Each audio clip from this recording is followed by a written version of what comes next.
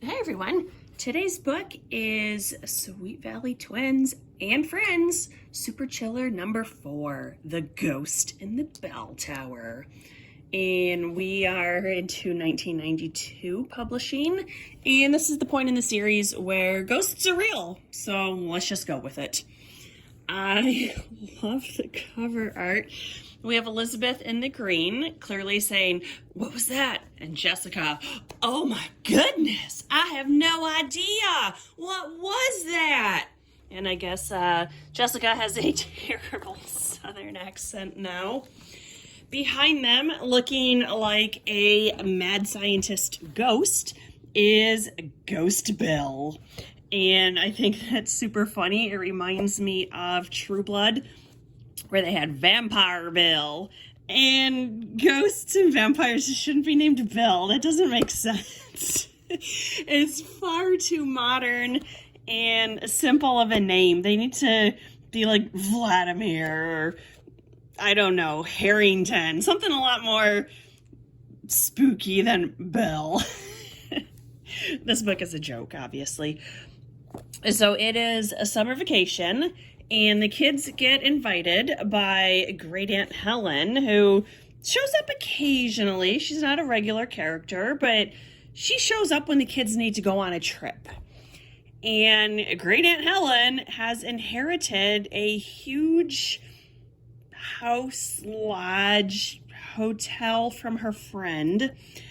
Obviously, this friend is acquainted with Watson Brewer's aunt and uncle, who also have a way too large hotel that they just randomly leave to someone. So Great Aunt Helen, I always assume she's in her mid to late 70s. She decides it's a great idea to reopen this hotel. Never mind that it's been closed for decades, and we have to assume it is significantly out of date, not up to code. Probably all the plumbing needs to be redone.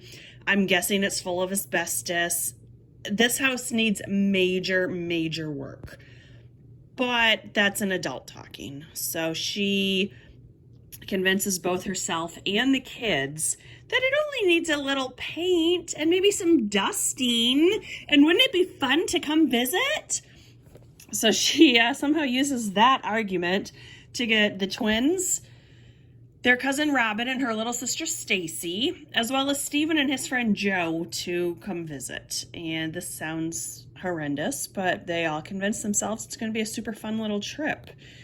And Elizabeth is horrendous in this book. I just want to smack her. She decides she's too smart for ghost stories and everything can be solved logically. And I have a couple parts set aside that I want to read, and she's just so completely obnoxious. She's terrible. So Jessica and Stephen decide they're going to play a bunch of tricks on her. And she manages to see through everything, and she's just insufferable. It's like Elizabeth the Impossible all over again. And eventually they meet Ghost Bill, and it's just silly. So they, of course, manage to figure out why he's still haunting the bell tower, and they're able to fix everything, and blah, blah, blah. We never hear about this hotel again. So, typical Sweet Valley. Couple things here. One thing that I did like about this book is there's basically no unicorns in it. And Amy Sutton's not in it either. She's not my favorite character. So this is page 11. They're having like a de facto unicorn meeting while Jessica is packing. And keep in mind, they're going just like to do cleaning and yard work and busy stuff. They should be wearing cutoffs and old t-shirts. But Lila, why don't you just pack everything to be on the safe side? Janet, even though you're going to be out of town, you'll still be required to wear purple every day. It's part of the official unicorn regulations, you know. And I guess I didn't realize they had formal rules like that. I thought it was just a suggestion. Kind of like on Wednesdays, we wear pink. Clearly she's not wearing purple on the cover, so I guess once Janet's gone, so are the guidelines. Page 14, Elizabeth is terrible. Jessica, I'm not the only one who fell for it. Janet did too, and she's seen a million of Joe's juvenile tricks. Elizabeth smiled and tapped her index finger on her temple. It's like I keep telling you, Jessica. Everything has a logical explanation if you just use your brain. Jessica shook her head as Elizabeth left the room. One of these days, I'm going to teach that Miss Know-It-All a lesson. And surprisingly, I'm with Jessica on this one. I know, doesn't happen very often. So here's Aunt Helen talking about the property she's inherited from her friend, and this is on page 19. It's a shame you arrived just as it's getting dark. I'm afraid you're not going to get a very favorable impression of the inn. You must remember, it's been abandoned for almost 70 years. But back in its heyday, it was a very busy gambling parlor and hotel. And with a little work, I'm sure we can restore it to its original beauty. If it's been abandoned for 70 years, it needs a whole lot more than a little work. I think we should probably assume it has like massive infestation problems as well. The roof probably needs to be redone. The termites probably got to all the woodwork, and I'm guessing the foundation's not good anymore. But I'm not the target audience here, so sure, we're just gonna clean and do a little painting and it'll be good. Honestly, this sounds like a lot more trouble than it's gonna be worth. Page 110. This is more of Elizabeth that I can't stand. Elizabeth crossed her arms in satisfaction and then continued. Then came the mysterious changing painting. That was a very clever trick, Jess. But by using logic, I was able to figure it out. Oh, please, tell us, Jessica said sarcastically. Oh, it's crazy that I'm with Jessica on this book. And I have marked off a couple more pages here. I'm looking for why. Okay, page 113. Again, just more of Elizabeth being terrible. Stacy, you still haven't explained how you found the secret passage. That was my finest piece of detective work, Elizabeth said proudly. The carpet in your bedroom extends right to the bottom of the secret bookcase. When it's swung open, it leaves a fan-shaped mark. Of course, she said loftily, most people would never have noticed it. But I saw it as a very obvious clue. Blah, blah, blah. Jessica, I suppose now you think you're the smartest person in the whole world. Not the smartest, Elizabeth said with false modesty. Just very, very logical.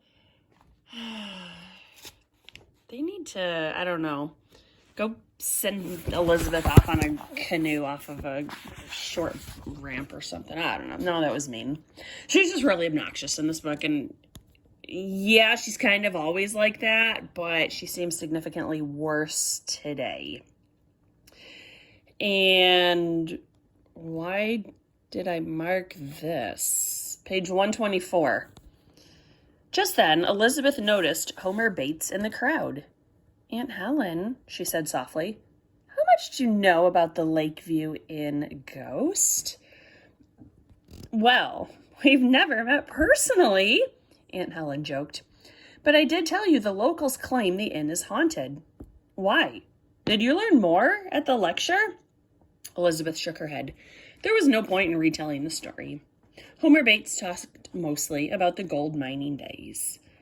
And why would Elizabeth keep this information from the woman who owns the place? Wouldn't you think she would want to know that her new hotel is allegedly haunted? But of course, our twins figure out how to help Ghost Bill move on to the next phase and quit haunting. And I don't know. We never hear about this again, so I'm guessing it didn't do very well as a hotel. This book was not very good. It was a jokey book, and I really disliked Elizabeth in this one. And I also think that they were completely unrealistic in the amount of work it would take to get this hotel back up to code. And the very end, this is 181. When Jessica caught her breath, she turned to Elizabeth. "All right, Lizzie," she said. "Explain that logically." "Oh, that's easy," Elizabeth said, smiling wistfully. "True love is very logical." I didn't like this book. I don't recommend it. And it's really too bad because the Super Chiller number 3, The Carnival Ghost, is one of my absolute favorites in the entire series. I'm getting kind of sick of the ghost stories. I think I'm going to go back to the main series. So go ahead and skip this one. It was not great. It was super predictable. And Elizabeth is obnoxious. So there we are. Thanks for watching. Bye.